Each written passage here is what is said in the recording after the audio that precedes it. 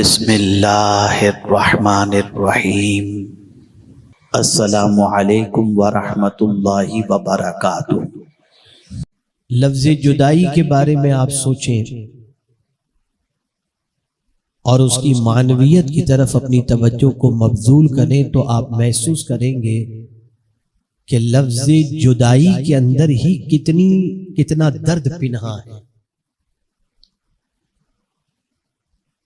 एक बेटा 2 साल के लिए कहीं कारोबार के लिए गया और 2 साल के बाद वो कारोबार से छुट्टी पर या मुलाजमत से छुट्टी पर घर वापस आया। 2 महीने की छुट्टी के लिए घर पर आया। आने के बाद उसकी खुशी की कोई इंतहा नहीं, लेकिन जैसे ही उसके जाने के दिन वापस करीब आते हैं और छुट्टियां पूरी होने लगती हैं तो एक एक दिन उसके लिए बहुत ही तल्ख महसूस होता है। माँ की आंखें भी नम होती हैं, बीवी की आंख भी नम होती है और उस जुदाई के लम्हे के तसव्वुर से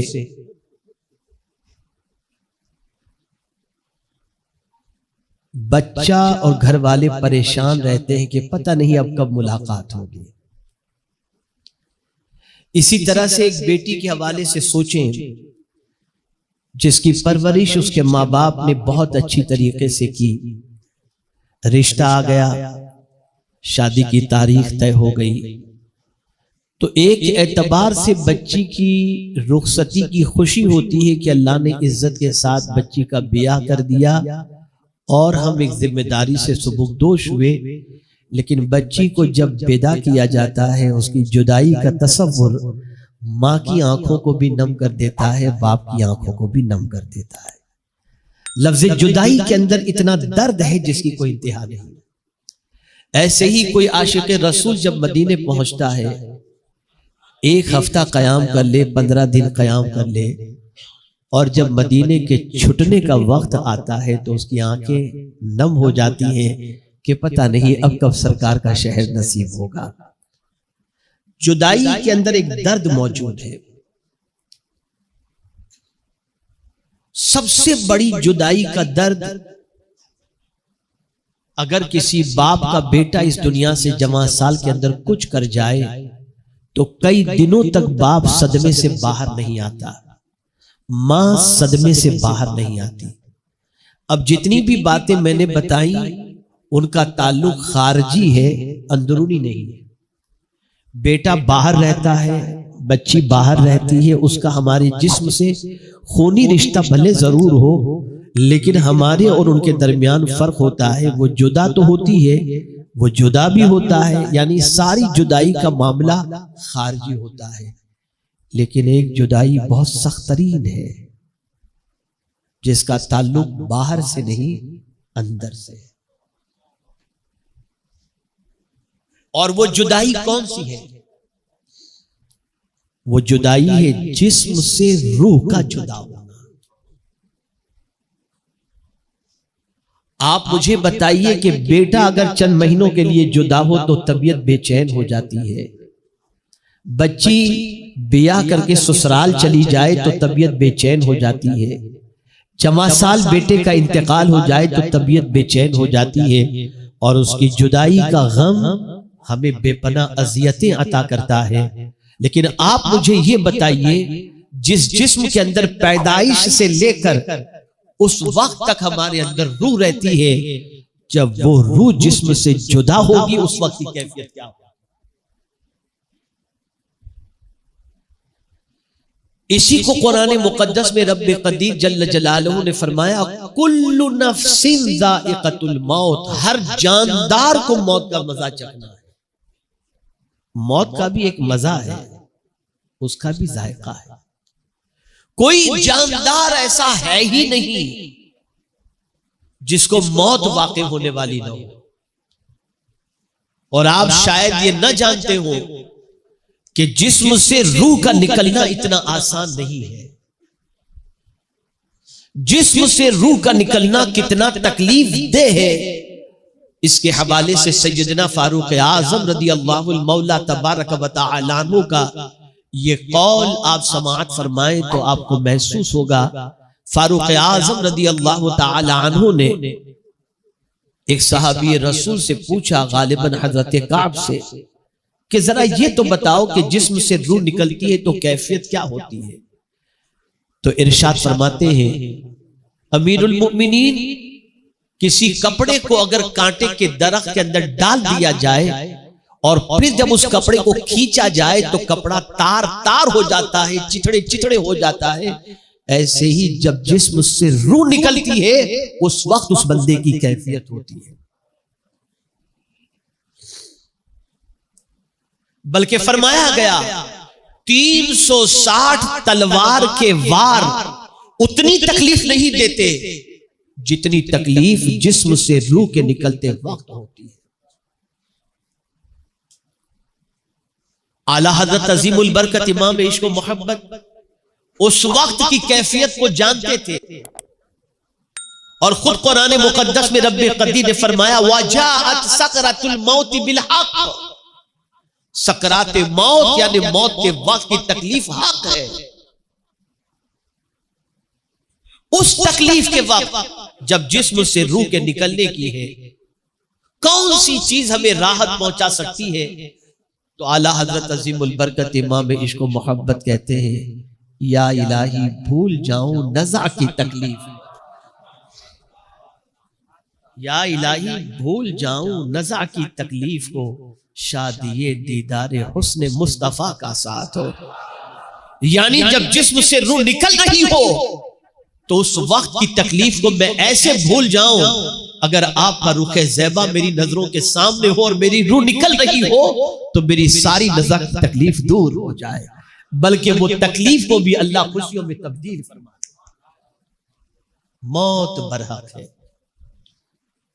जितने भी गुनाह आज हो रहे हैं मौत को भूलने की वजह से, जितनी भी इबादतों में सुस्ती हो रही है मौत को भूल जाने की वजह से, जितनी भी आवारा गर्दी हो रही है मौत को भूल जाने की वजह से, हुकूक की पामाली जितनी हो रही है मौत को भूल जाने की वजह से। मेरे प्यारे आका सल्लल्लाहु अलैहि वसल्लम के प्यारे दीवानों, हमें का कोई नहीं जानता कहां और कब मरेंगे। वमा तदरी नफ्सुम बिअय्यि अर्दिन तमूत,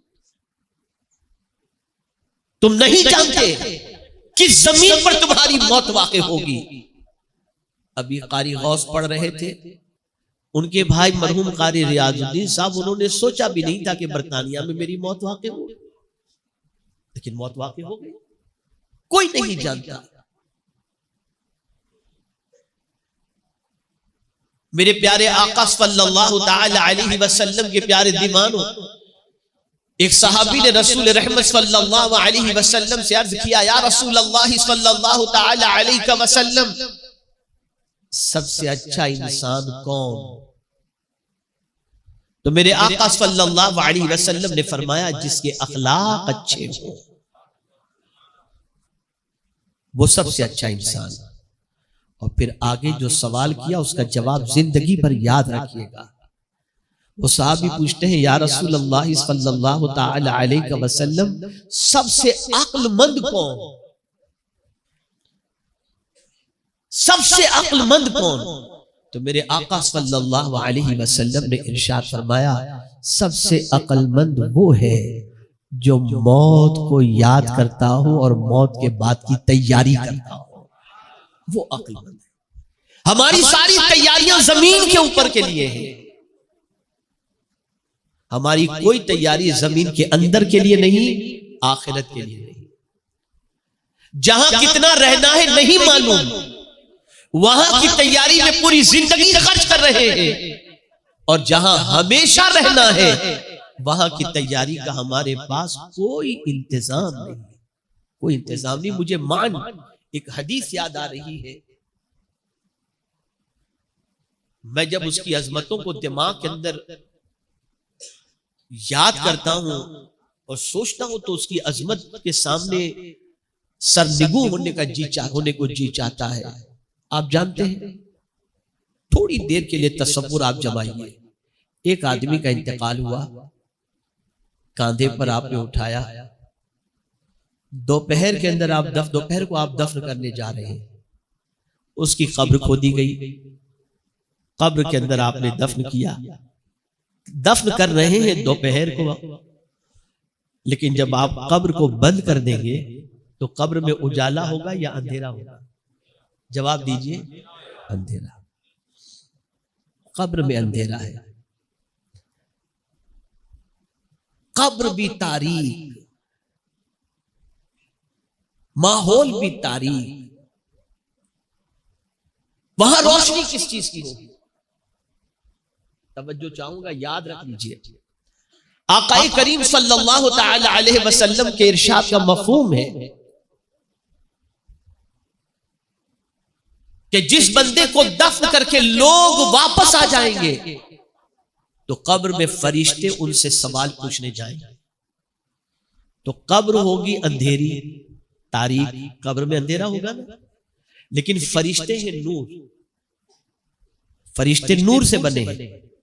तो फरिश्ते जब कब्र के अंदर पहुंचेंगे तो अंधेरा और उजाला दोनों मिलकर वो वक्त ऐसा लगेगा जैसे अस्र का वक्त हो। वो वक्त उस वक्त ऐसा महसूस होगा जैसे अस्र का वक्त हो, और जैसे ही मुर्दे को जगाया जाएगा तो वो आंख मलते हुए देखेगा तो महसूस करेगा जैसे अस्र का वक्त है। फरिश्तों से कहेगा रुक जाओ, सवाल बाद में पूछना, पहले अस्र की नमाज मुझे पढ़ ले।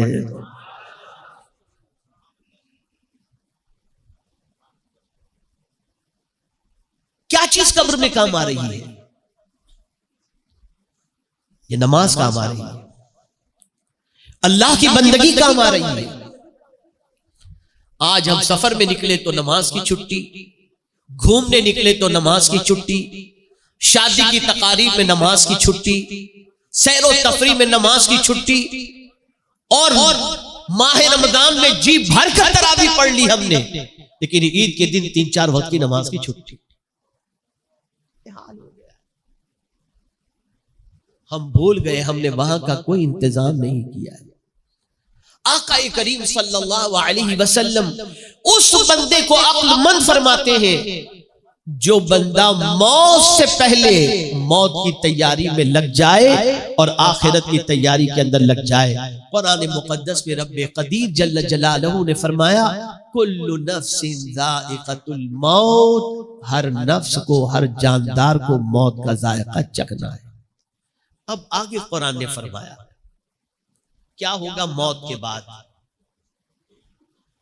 वइन्नमा तुवफ़्फ़ौना उजूरकुम यौमल क़ियामह, क़यामत के दिन तुम्हारे कामों का तुम्हें पूरा पूरा बदला दिया जाएगा। जमीन के ऊपर जो कुछ तुमने काम किए, अगर नेकी किए हो तो नेकी का बदला पूरा मिलेगा, और गुनाह किए हो तो गुनाह का बदला भी पूरा पूरा मिलेगा। ए रसूल आज़म सल्लल्लाहु अलैहि वसल्लम के प्यारे दीवानों, गुनाह का बदला, अल्लाह अकबर। जब उनकी सजाओं को हम कुरान और हदीस में देखते हैं, जो आज मार्केट के अंदर होने वाले आम गुनाह है, जिसे इंसान अब गुनाह मानता भी नहीं बल्कि दौरे हाजिर की जरूरत समझकर उसे करता हुआ दिखाई देता है, वो नहीं जानता कि उन गुनाहों की सजा अल्लाह ने क्या रखी है। कुरान कहता है क़यामत इसलिए है ताकि तुम्हें पूरे के पूरा बदला दिया जाए, नेकी का भी और गुनाह का। कभी इंसान दुनिया में नेकी करता है लेकिन तकलीफ में होता है, नेकी करता है परेशानी में होता है, नेकी करता है दुनिया उसे बेवकूफ समझती है, नेकी करता है सीधे रास्ते पर चलता है, लोग उसे पागल कहते हैं, दकियानूस कहते हैं, पुराने जमाने का कहते हैं, पता नहीं क्या क्या नेकी करने वाले को दुनिया कहती हुई दिखाई देती है। उस बंदे को तसल्ली दी जा रही है, बंदे गम न कर, तेरी नेकी का बदला क़यामत में अल्लाह तुझे पूरे पूरा अता फरमाएगा, पूरे के पूरा अता किया जाएगा। और मेरे प्यारे आका सल्लल्लाहु अलैहि वसल्लम के प्यारे दीवानों, ये नहीं फरमाया गया कि पहाड़ के बराबर नेकी होगी तो उसका बदला दिया जाएगा, बल्कि कुरान कहता है फमन यअमल मिस्काल ज़र्रतिन खैरन यरह, अगर जर्रे के बराबर भी किसी ने नेकी की, अल्लाह उस नेकी का बदला कयामत में उसे अता फरमाए। सहाबा की पोजीशन ये थी, वो नेकी के हरीस थे, नेकियों में लोगों से आगे निकलना चाहते थे। हजरत अब्दुल्ला इब्न मसऊद रदियल्लाहु मौला तबारक व तआला अन्हु मस्जिद नबवी शरीफ में नमाज पढ़ रहे थे। आकाए करीम सल्लल्लाहु अलैहि वसल्लम और सैयदना सिद्दीक अकबर रदियल्लाहु मौला तबारक व तआला अन्हु और एक दूसरे सहाबी मस्जिद नबवी शरीफ में मौजूद थे।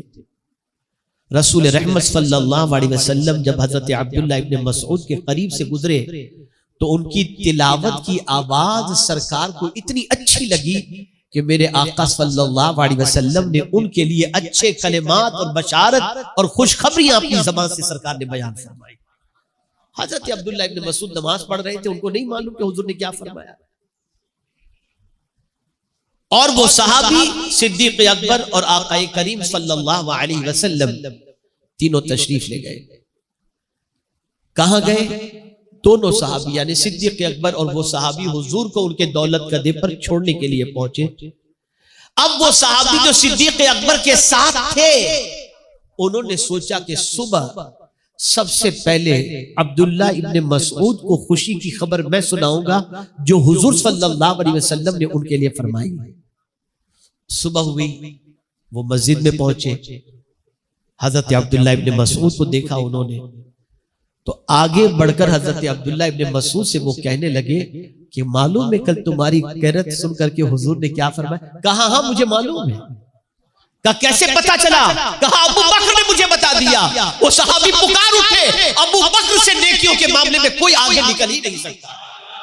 ये है नेकी का जज्बा, ये है नेकी का शौक। इसलिए कि वो जानते थे उस आखिरत के बारे में जहां बाप बेटे के काम नहीं आएगा, उस आखिरत के बारे में जानते थे जहां मां बच्चे के काम नहीं आएगी, उस आखिरत के बारे में जानते थे भाई भाई के काम नहीं आएगा, उस आखिरत के बारे में जानते थे जहां मियां बीवी के काम नहीं आएगी। इसलिए वो चाहते थे कि जो जिंदगी मिली है उसमें नेकियां कर लो कि यही नेकियां कल बरोज़े क़यामत काम आएंगी। एक एक नेकी का अज्र मिलेगा। जानते हैं आप? अल्लाहु अकबर, अल्लाहु अकबर। अगर किसी ने रास्ते से कोई पत्थर भी हटा दिया जिसकी ठोकर से इंसान गिर सकता था, लेकिन वो पत्थर उसने उठा करके किनारे पर रख दिया कि किसी को ठोकर न लगे, हो सकता है यही नेकी उसकी नजात का जरिया बन जाए। दो यहूदी जा रहे थे, ये हमारी पहचान बता रहा हूं, माजी में हमारी पहचान क्या थी। दो यहूदी जा रहे थे, रास्ते में एक बड़ा पत्थर पड़ा हुआ था। दोनों यहूदियों ने आपस में गुफ्तगू की, इतना बड़ा पत्थर पड़ा हुआ है, ठोकर लगे तो इंसान गिर जाए तो उठ नहीं सकता। तो दूसरे ने कहा शायद यहां से कोई मुसलमान नहीं निकला है, इसलिए कि अगर मुसलमान यहां से गुजरा होता तो इस पत्थर को उठाकर किनारे पे रख देता, इसलिए कि उनके नबी ने कहा है कि रास्ते से तकलीफ दे चीजों को हटा देना ये भी ईमान की शाखों में से एक शाख है। ये हमारी पहचान थी। और आज हम हमारा कचरा दूसरों के घर के सामने फेंक देते हैं, हमारी बाइक दूसरे के सामने, घर के सामने, दुकान के सामने खड़ी कर दे, कोई परवाह नहीं। जीने का वो अंदाज हमने इख्तियार किया है कि कहीं से भी इस्लाम की कोई खुशबू तक हमारी जिंदगी से लोगों तक पहुंचती हुई दिखाई नहीं देती। नेकी के हरीस बनो।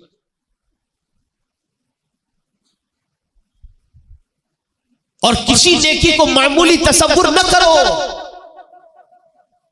इसलिए कि हो सकता है जिस नेकी को तुम छोटी समझ करके छोड़ रहे हो वही नेकी तुम्हारी नजात का जरिया बन जाए।